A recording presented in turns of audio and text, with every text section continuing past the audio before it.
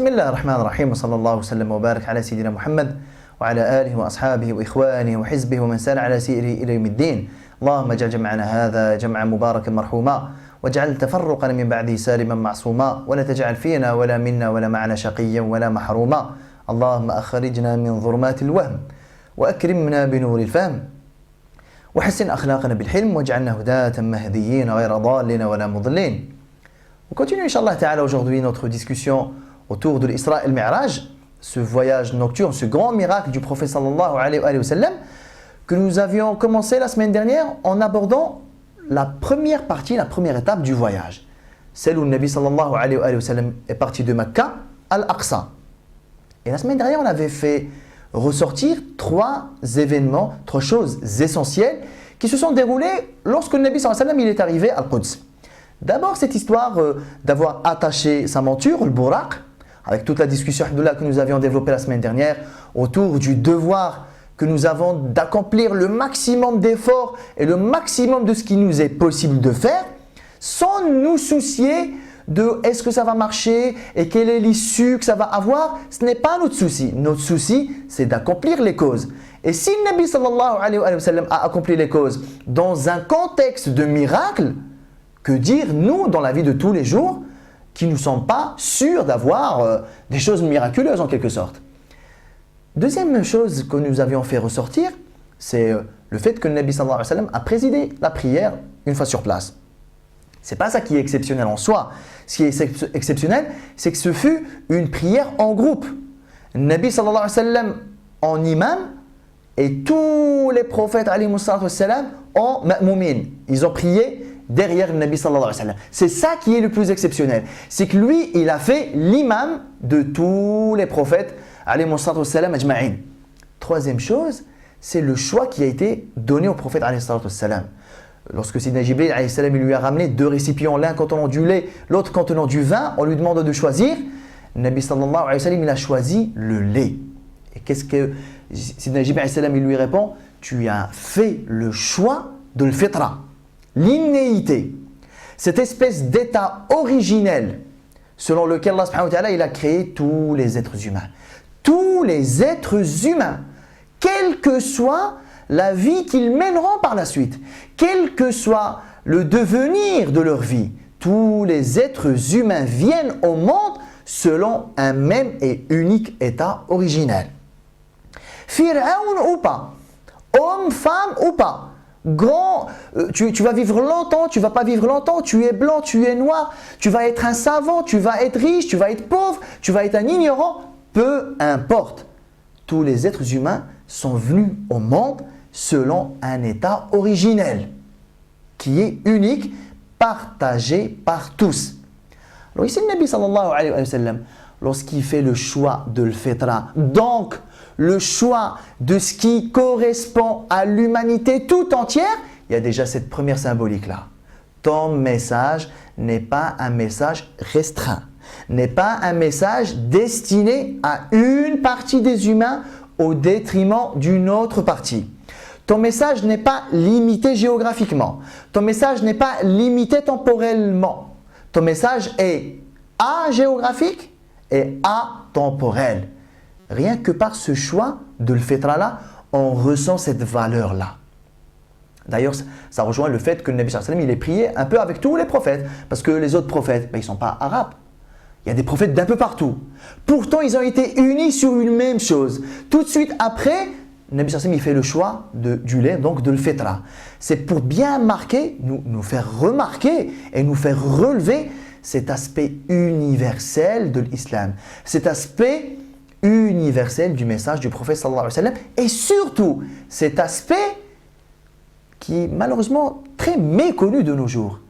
Cet aspect comme quoi l'islam c'est quelque chose qui s'adapte et qui correspond et qui répond aux besoins de l'humain. H majuscule. Arsalnaka kaffatan linnas. Nous t'avons envoyé pour l'entièreté des humains. Subhanallah. Ça, c'est quelque chose qui n'est pas vraiment, qui est très méconnu de nos jours.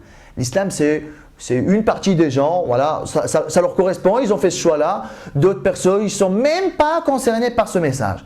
Alors qu'à la base, le message d'Allah subhanahu wa ta'ala, c'est d'abord un message pour l'humanité. D'ailleurs, Allah subhanahu wa ta'ala, clairement, lorsqu'on médite un peu sa parole, Jalla wa ala, on voit que le message vers l'humain, vers l'homme, vers Nas, vers l'insan, il est beaucoup plus important que le message vers le croyant dans le Coran. D'ailleurs, ne serait-ce que du point de vue chronologique dans le Coran, lorsque vous ouvrez le Mus'haf, le premier appel public, Allah subhanahu wa ta'ala, il dit « Ya ayyuhan nas » dans Surat al-Baqarah. Le premier appel que Allah ta'ala a fait, c'est un appel destiné, orienté vers les humains. Quelques pages plus tard dans Surat al-Baqarah, il y a le verset « Ya ayyuhalladhina amanu la taqulu ra'ina » Mais c'est d'abord l'humain. Et ça finit par quoi? Par Surat al-Nas. Et ça finit par quoi exactement? Par le mot « Nas ». C'est-à-dire ici, il y a quand même une dimension qui est méconnue des gens, et qui est malheureusement peut-être un peu moins bien connue même chez les musulmans. Donc l'islam, c'est quoi? C'est un message pour l'humanité. Et le Nabi sallallahu alayhi wa sallam, en ayant fait le choix du lait, il marque ce point-là, il marque ce coup-là. Le lait, pourquoi le lait?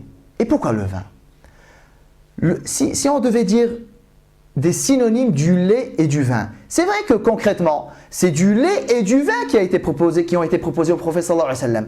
Mais c'est comme si en fait le choix qui a été donné au prophète alayhi wa sallam, c'est choisi entre ce qui caractérise ton peuple, ce qui caractérise les Arabes, ce qui caractérise les Mécois, ce qui caractérise Quraysh, ce qui caractérise ta famille. Donc le vin, pourquoi? Parce que c'est la boisson la plus vénérée.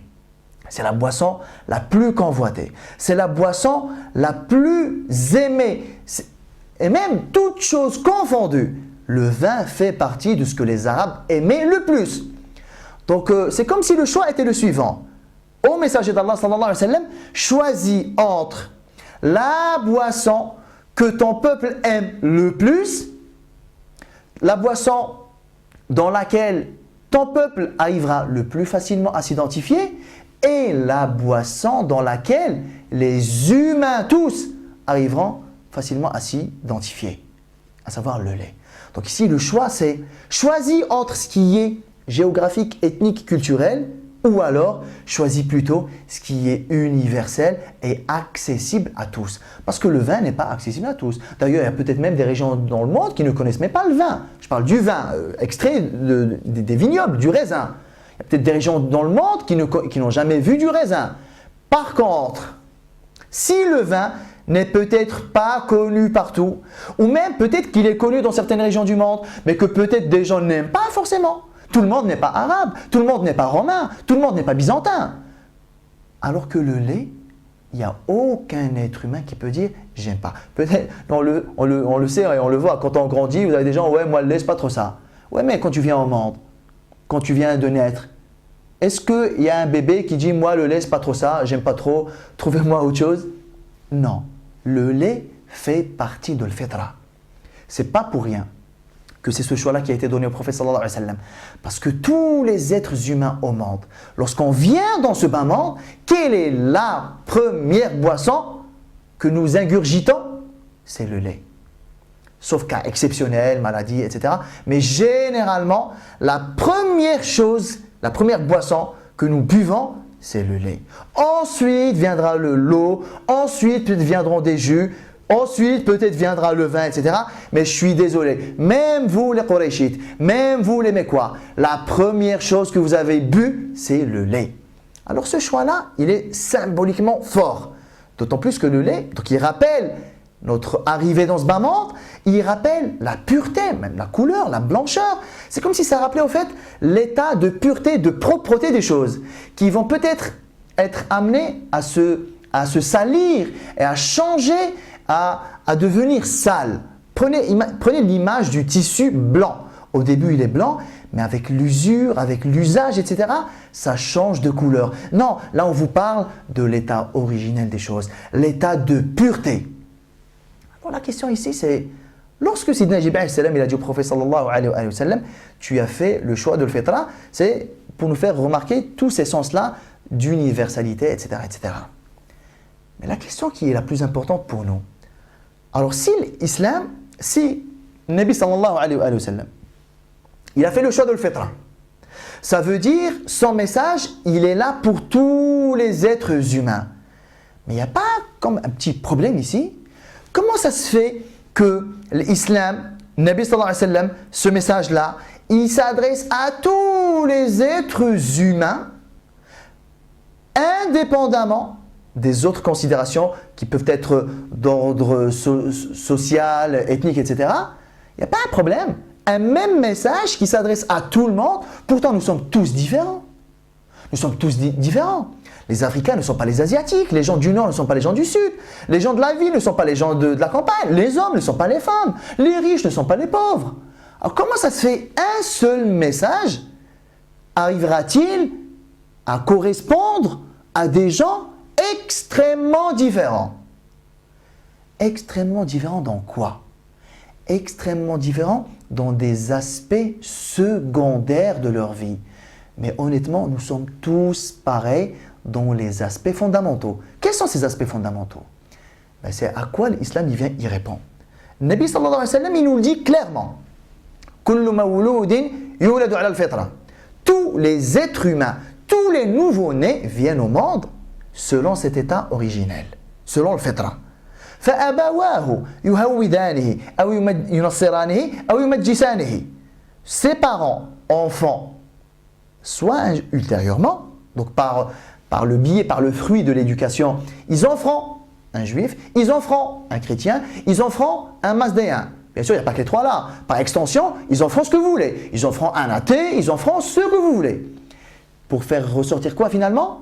C'est que la société, l'éducation, l'environnement, c'est lui qui détermine l'orientation des gens. À la base, nous sommes tous pareils. Mais l'éducation que nous recevons fait que, 10 ans plus tard, 20 ans plus tard, on va être extrêmement différents. Mais l'islam, quand on dit il est là pour le fitra. Mais en fait, l'islam, c'est quoi? On peut le définir comme ça. L'islam, c'est juste la réponse qu'il faut aux besoins de l'homme. Les besoins fondamentaux. Allah subhanahu wa ta'ala nous le dit dans plusieurs versets. فَأَقِمْ وَجْهَكَ لِلدِّينِ حَنِيفًا, par exemple. فَأَقِمْ وَجْهَكَ لِلدِّينِ حَنِيفًا فِطْرَةَ اللَّهِ الَّتِي فَطَرَ النَّاسَ عَلَيْهَا. فَأَقِمْ وَجْهَكَ لِلدِّينِ حَنِيفًا. Observe et suis et oriente-toi sur la voie d'Allah subhanahu wa ta'ala, la voie la plus claire. Laquelle? فِطْرَةَ اللَّهِ الَّتِي فَطَرَ النَّاسَ عَلَيْهَا. L'innéité selon laquelle Allah Ta'ala a créé les humains. Ça veut dire le chemin qu'Allah Ta'ala demande au prophète sallallahu alayhi wa sallam de suivre et de prôner et vers lequel il lui demande d'appeler les gens, ce n'est pas autre chose que quoi? Ce n'est pas autre chose que le fitra. Cette religion, cette voie, c'est quoi? فطرة الله التي فطر الناس عليها لا تبديل لخلق الله ولكن أكثر الناس لا يعلمون. C'est cette voie-là, la voie qui va assurer et qui va procurer quoi à l'humain? Elle va lui procurer tout ce qui est favorable à son épanouissement et elle va en éloigner tout ce qui est défavorable à son épanouissement. Et là, c'est quelque chose de magnifique. En fait, l'islam, c'est quoi? C'est la réponse à tous mes besoins d'humains.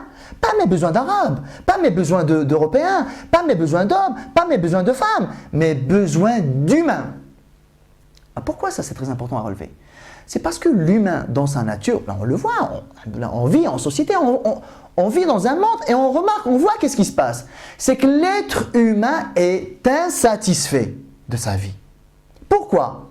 Parce que tous les modes de vie qu'il fait le choix de suivre, même s'ils répondent à des parties de ses besoins, elles en négligent d'autres. Peut-être même que moi, en suivant un mode de vie, peut-être que ça répond à des aspects de ma vie, peut-être que ça répond à certains besoins de ma vie, mais peut-être que c'est complètement contradictoire à ma fitra sur d'autres aspects. Et c'est pour ça que l'humanité, elle est malheureuse. Dans tous les domaines de la vie, l'humanité est malheureuse. Pourquoi elle est malheureuse? C'est parce qu'elle cherche sa voie, elle cherche le chemin et elle tente des choses qui peut-être apportent du plus, du positif, mais ce n'est pas global. On va prendre des exemples. J'ai souvent dit que l'islam, en fait, il a ramené l'équilibre. L'équilibre dans quoi? L'équilibre dans les besoins de l'homme. Allah subhanahu wa ta'ala, c'est lui qui nous a créés. Il nous a créés d'un corps, de la chair, avec des penchants plutôt bestiaux, plutôt corporels, plutôt physiques. Et il a mis en nous une âme qui a une origine plutôt céleste. Notre corps, il a une origine terrestre, en effet, d'argile. Il nous a mis cette âme dans ce corps avec un cerveau. Mais Allah subhanahu wa ta'ala, il a pris en compte cette triple composante. Nous avons un cerveau, nous avons un corps et nous avons une âme. Allah ta'ala nous a proposé des choses qui subviennent aux besoins de chaque composante. Ça paraît évident, mais ça ne l'est pas dans l'humanité. Parce que vous avez des gens qui sont dans le culte du corps, nous sommes dans le divertissement du corps, nous sommes dans la satisfaction des besoins du corps, peut-être au détriment de l'âme. Vous avez des gens qui ont compris qu'il y en a plus qu'assez de ce monde de matérialisme, franchement, on a plus qu'assez de la matière, on veut quelque chose de plutôt spirituel. Ben vous avez des gens qui se sont rués sur beaucoup de choses, on le voit. Le yoga, la relaxation, tout ce qui est zen, sophrologie, etc., etc. Les gens, ils sont à la recherche. Pourquoi? Parce qu'ils ont remarqué que ce que le modèle dominant leur propose comme modèle, peut-être qu'il apporte des choses au corps, mais il ne répond pas aux besoins de l'âme. Du coup, on n'en veut pas. Mais du coup, ils se sont rués sur autre chose et que peut-être ils ont délaissé les besoins du corps. Il y a des gens qui ont fait le choix de manger très peu jusqu'à carrément nuire à leur santé. Il y a des gens qui ont fait le choix de ne pas avoir de sexualité. Pourquoi? Parce qu'ils en ont assez de ce monde hyper sexué. Mais vous voyez que nous sommes dans un monde avec beaucoup de bipolarité. Beaucoup de choses dans l'extrémité auxquelles on répond avec d'autres extrémités. Et l'islam, il est venu avec l'équilibre. Oui aux besoins du corps, non au culte du corps. Oui aux besoins de l'âme, non au délaissement des besoins du corps, etc., etc. Oui, on reconnaît que l'être humain, il a besoin de temps en temps de se retrouver de façon individuelle et centrée sur soi. Oui, on reconnaît que l'être humain, c'est quelqu'un d'abord de social, donc il a besoin d'une vie collective. Oh, l'islam, il reconnaît que l'être humain a ce penchant vers l'argent, vers l'enrichissement. Non, l'islam ne va pas pousser les gens à tout faire pour ça au détriment du partage et des relations sociales épanouies, etc. On voit que le monde, il se cherche. L'humanité, elle se cherche. Le communisme, parce qu'il en avait assez de ce libéralisme et de ce capitalisme, ben ils ont proposé quoi? Ils ont proposé quelque chose d'anti-fitra. On est tous pareils, les richesses, on les partage de façon égale pour tout le monde. C'est pas normal non plus. Quelqu'un qui travaille beaucoup, quelqu'un qui travaille peu, quelqu'un qui a beaucoup d'argent, quelqu'un qui en a moins. Le communisme, il refuse la propriété personnelle. L'État, il est propriétaire de tout. C'est anti-fitra. Ça ne peut pas durer. D'ailleurs, ça n'a pas duré.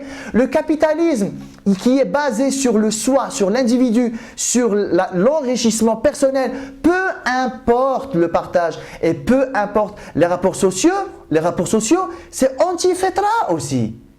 Donc, on voit que l'humanité, elle est paumée.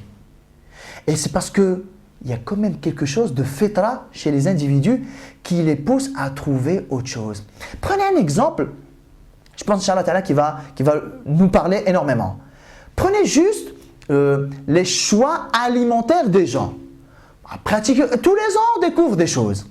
Alors entre le végétarisme, ceux qui mangent que des crudités, ceux qui mangent que des trucs verts, ceux qui mangent que des trucs solides, ceux qui mangent que des trucs liquides, ceux qui refusent de manger des choses cuites, etc., etc., etc. Mais pourquoi?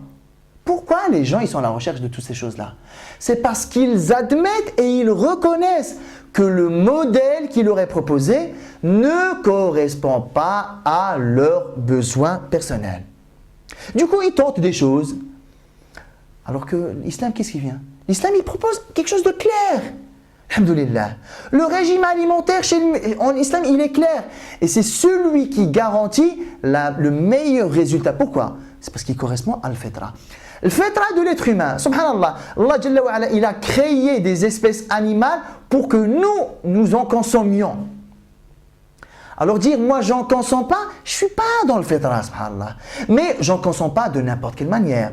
Mangez ce que vous voulez, que ce soit des produits carnés, que ce soit des produits végétaux, que ce soit des produits crus, que ce soit des produits cuits, peu importe. Il y a juste un cadre général. Mangez pas ça, mangez pas ça, mangez pas ça, c'est très limité. Alhamdoulilah, réserver un tiers pour l'air, un tiers pour la boisson, pour le liquide et un tiers pour la nourriture. Il y a Ramadan, une espèce de cure annuelle. Voilà, l'islam propose un régime alimentaire qui correspond à al-fitra. Les gens, ils n'en veulent pas. Parce qu'ils ne voient pas ça comme une réponse à al-fitra. Du coup, les gens, ils tentent 1001 choses. Dans tous les domaines de la vie, vous voyez que les gens, ils sont à la recherche, même dans le domaine de la spiritualité. Les gens, ils en ont assez du matériel. Pourquoi? Parce qu'ils ont bien vu que l'argent, ça ne leur a pas procuré cette paix intérieure. Du coup, leur fitra ne les laisse pas tranquilles. Ils sont à la recherche. Mais du coup, ils se tournent vers des choses qui peut-être répondent à quelques besoins de l'humain. Mais elles en négligent beaucoup d'autres. Du coup, on se retrouve avec des humains déséquilibrés. Soit ils ont répondu à leurs besoins spirituels en négligeant leurs besoins corporels et physiques, soit ils ont répondu à leurs besoins physiques en délaissant leurs besoins spirituels, soit ils ont répondu à leurs besoins personnels d'enrichissement et de valorisation de soi en écrasant les autres et en négligeant le besoin social, soit ils ont répondu à leurs besoins sociaux en se négligeant soi-même, etc., etc., etc. L'islam, il est venu pour dire non. Ô humanité, ne perds pas ton temps à chercher des solutions par toi-même. Tu ne t'es pas créé toi-même, ô humanité. C'est moi qui t'ai créé. Le plus simple, c'est que tu t'en remets à moi. Le guide d'utilisation, c'est celui qui a créé l'humain qui sait ce qui lui correspond le mieux. Alors l'islam, en fait, l'islam, Allah, c'est rahat al-bal. L'islam, c'est la clarté. L'islam, c'est même je me repose. Je n'ai pas à me soucier. Vous pouvez me parler de ce que vous voulez. Parlez-moi de politique. Je n'ai pas à me soucier à inventer un système politique qui tienne en compte de ce que vous voulez. Alhamdoulilah, l'islam, il m'a proposé le modèle. Vous me parlez d'économie. Voilà, l'économie, c'est quelque chose d'actualité. Les crises économiques. Tiens, maintenant, tout le monde s'intéresse à la finance islamique. Pourquoi? Parce que il paraît que les musulmans, ils ont des choses à nous proposer. Mais l'islam, c'est un tout. L'islam, c'est un système. Pour que la finance islamique fonctionne, il faut que la spiritualité islamique fonctionne. Il faut que la sociologie islamique fonctionne. Il faut que la famille selon l'islam fonctionne. C'est un système. On ne va pas faire ses courses. Tiens, la finance islamique c'est puissant, mais c'est puissant c'est parce qu'il y a des gens qui sortent zakat. Et pourquoi les gens ils sortent zakat? C'est parce qu'ils craignent Allah subhanahu wa ta'ala. Et pourquoi ils craignent Allah subhanahu wa ta'ala? C'est parce qu'ils ont une spiritualité. Donc c'est lié. Donc on voit que l'humanité, elle essaye de piocher ici et là, mais l'islam, alhamdoulilah, moi ça m'enlève du travail. Économie, c'est bon, j'ai le modèle. Politique, j'ai le modèle. Dans la société, dans la vie sociale, j'ai le modèle. Dans l'assouvissement et la satisfaction des besoins spirituels, je n'ai pas à chercher ailleurs, j'ai le modèle. Dans la satisfaction de mes besoins personnels et matériels, j'ai le modèle. Donc l'islam, c'est l'économie de temps. Et c'est l'économie de quoi? D'effort. Et c'est la garantie du résultat. Parce que ce sont des modèles que celui qui a créé l'humanité a proposé à l'humanité. Il ne peut pas y avoir plus pertinent, il ne peut pas y avoir plus efficace. Alors des fois, l'être humain il peut faire le raisonnement suivant. Il peut dire, oui, ouais, mais l'islam, franchement, il n'a pas fait ses preuves, etc. Peut-être qu'il a fait ses preuves sur certaines choses, il n'a pas fait ses preuves sur autre chose. Mais lorsqu'on étudie la vie du prophète sallallahu alayhi wa sallam, vous savez quoi, moi des fois, je présente Sira comme ça. Sira, c'est juste une histoire sur 23 années qui montre que le modèle qu'on vous propose, il marche. Parce que le Nabi sallallahu alayhi wa sallam, en 23 ans, il a réformé la planète entière, dans tous les domaines. Le Nabi sallallahu alayhi wa sallam, en 23 années, il a démontré concrètement et réellement que le modèle financier qu'il propose, il marche, que le modèle économique qu'il propose, il marche, que le modèle social qu'il propose, il marche, que le modèle familial, que le modèle politique, etc. Sira, c'est juste la démonstration comme quoi ça marche. Bien sûr, après ça s'est dégradé et c'est maintenant à l'humanité de prendre ses responsabilités, de se dire, nous qui cherchons des remèdes et des solutions à nos maux, MAUX, de tous les jours, pourquoi on perd notre temps à vouloir chercher des choses alors qu'il y a une recette qui a déjà fait ses preuves? Premièrement, il y a ça. Deuxièmement, l'être humain, on a envie de dire, lorsqu'on dit aux gens, même à des musulmans, lorsqu'on leur dit, l'islam c'est tout ce qui répond à l'fitra. Tout ce qui est bon, c'est obligé que c'est l'islam. Tout ce qui est mauvais et anti-fitra, c'est obligé que ce n'est pas l'islam. Alors les gens ils te disent, des fois, mais c'est vrai en plus, hein. Oui, mais le truc là, moi je le trouve quand même un peu spécial. Hein. Tu es sûr que ça relève de l'islam? Au fait, le critère, c'est pas est-ce que moi j'aime ou alors je n'aime pas. Pourquoi? Pourquoi le critère, ce n'est pas moi? Parce que moi, ma fitra, elle a été altérée justement. Moi, je ne suis pas un prophète. Les prophètes, leur fitra, elle est restée intacte. Elle n'a pas été altérée. Mais moi, ma fitra, je suis quand même né dans une famille. J'ai subi l'éducation de mes parents, l'éducation de l'école où j'ai grandi, l'éducation de ma société. Donc moi, à 15 ans, moi à 20 ans, moi à 30 ans. Est-ce que je peux dire que ma fitra, non, elle est originelle? Pas du tout. Elle a été modifiée. Ce qui fait que le jugement que moi je porte sur certaines choses qui proviennent d'Allah subhanahu wa ta'ala, il est déjà biaisé par le fait que ma fitra n'est plus la bonne. Du coup, l'idée, ce n'est pas de dire « oui, mais ça c'est bon, ça c'est pas bon ». Ce n'est pas à moi de dire. Le croyant, qu'est-ce qu'il se dit? Il se dit « ça provient d'Allah subhanahu wa ta'ala, ok, je prends. Je lui fais confiance, Jalla wa ala. Raditu billahi rabban, wa bil islami dinan, wa bi sayyidina Muhammad sallallahu alayhi wa sallam nabiyyan wa rasula. » J'agrée, je suis satisfait d'Allah ta'ala, comme je le prends comme divinité, comme référence. Je me satisfais de l'islam comme religion, donc comme voie à suivre, comme modèle à suivre. Et je me satisfais du prophète sallallahu alayhi wa sallam comme prophète et messager. Alayhi salatu wa sallam.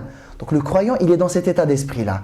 Tout ce qui provient du prophète sallallahu alayhi wa sallam, c'est obligé que ça répond à mes besoins les plus profonds, que moi j'arrive à les percevoir ou que je n'arrive pas à les percevoir parce que ma fitra a été altérée. Reprenons l'exemple du vin et du lait. Nabi sallallahu alayhi wa sallam, supposons que le choix là, si on l'avait donné à un Qurayshi, si on lui dit, tiens, t'as soif, choisis entre le lait et le vin. Honnêtement, un Qurayshi, il allait choisir quoi? À 100%, il allait choisir le vin. Pourquoi? Parce que pour lui, le vin, c'est quelque chose de bon. Donc ici, au fait, le choix n'est pas mesuré par ce que vous et moi, ce que l'humain, de façon générale, pense être pertinent, pense être bon. Parce que si on devait confier le jugement aux êtres humains, vous pensez que ça peut être la catastrophe. Parce que des gens qui trouvent que le vin c'est super génial, il y en aura. Des gens qui trouveront même que la drogue, que la cocaïne c'est génial, il y en aura. Des gens qui trouveront les choses les plus détestées d'Allah subhanahu wa ta'ala, vous trouverez toujours des gens qui pourront vous les justifier carrément. Donc l'idée n'est pas dans justifier les commandements divins, l'idée elle est dans j'ai envie de me reposer, j'ai une voie qui est simple, j'ai une voie, regardez la texte qui dit فَأَقِمْ وَجْهَكَ لِلدِّينِ حَنِيفًا. Suis le chemin d'Allah Ta'ala le plus sécurisé, le plus simple, le moins compliqué, celui qui est le moins contraignant. Alors des fois on a l'impression que l'islam, il y a beaucoup d'interdits, c'est contraignant. Honnêtement, c'est le moins contraignant. Les interdits d'Allah Ta'ala, on peut les compter. Et c'est ce qui garantit le plus de résultats. Nabi sallallahu alayhi wa sallam, lorsqu'il a choisi le lait, on peut se poser une question. Pourquoi il n'a pas choisi le vin? On ne peut même pas dire qu'il a refusé de choisir le vin parce que c'est interdit, étant donné que quoi? Au moment-là, il ne l'était pas. Ça veut dire que le Nabi sallallahu alayhi wa sallam, quand il a choisi le lait, il ne l'a pas choisi parce que le vin était interdit.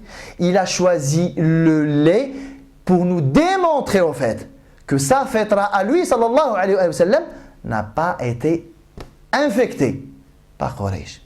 Parce que n'importe quel Qurayshi dont la fitra n'a pas été préservée, ben, il aurait choisi le vin. Donc lorsque le fitra, c'est ça le message global, lorsque notre fitra elle est préservée, les choix que nous faisons dans la vie s'avèrent être des choix bons et pertinents. Mais il faut s'assurer que le fitra elle a été préservé. Donc toute une éducation, et là le sens du hadith, tous les êtres humains viennent au monde selon la nature saine, selon cette fitra-là, nous indique que le rôle des parents, c'est d'aider leurs enfants et c'est de plonger leurs enfants dans un environnement qui va leur permettre de sécuriser cette fitra-là pour que ultérieurement ils fassent, ces enfants-là, les bons choix. Les choix de la fitra, les choix qui correspondent à sharia, qui correspondent à ce que Allah Ta'ala a proposé à l'humanité comme voie, comme chemin de salut. Alors aujourd'hui, j'ai voulu faire un peu le tour de cette question-là pour que les choses soient claires dans notre esprit, alhamdoulilah. L'islam, ce n'est pas autre chose que le fitra. L'islam, ça répond à tous les besoins. Que j'en perçoive la finalité, que j'en perçoive la pertinence, que j'en perçoive la raison d'être ou pas. Ce choix-là, le choix d'Allah subhanahu wa ta'ala, sûr et certain, c'est le choix le plus noble. Fitratallahi allati fatara an-nas 'alayha. Regardez qu'est-ce qu'il dit Allah subhanahu wa ta'ala. Walakinna akthara an-nasi la ya'lamun. Mais la grande partie, la majorité des gens ne savent pas. La majorité des gens ne savent pas que leur salut n'est pas dans les choix que eux font. Leur salut, il est dans le choix que Allah Ta'ala a fait pour eux. Pour la simple et bonne raison que c'est lui le créateur. C'est lui le fabricant de ce monde. C'est celui qui fabrique, c'est celui qui crée, qui dit ce qui est bon ou pas pour sa créature, pour sa création, pour son produit. Wallahu ta'ala a'lam. Wa sallallahu wa sallam wa barak ala sayyidina Muhammad wa ala alihi wa ashabihi ajma'in. Je vous retrouve la semaine prochaine. Wassalamu alaikum wa rahmatullahi ta'ala wa barakatuh.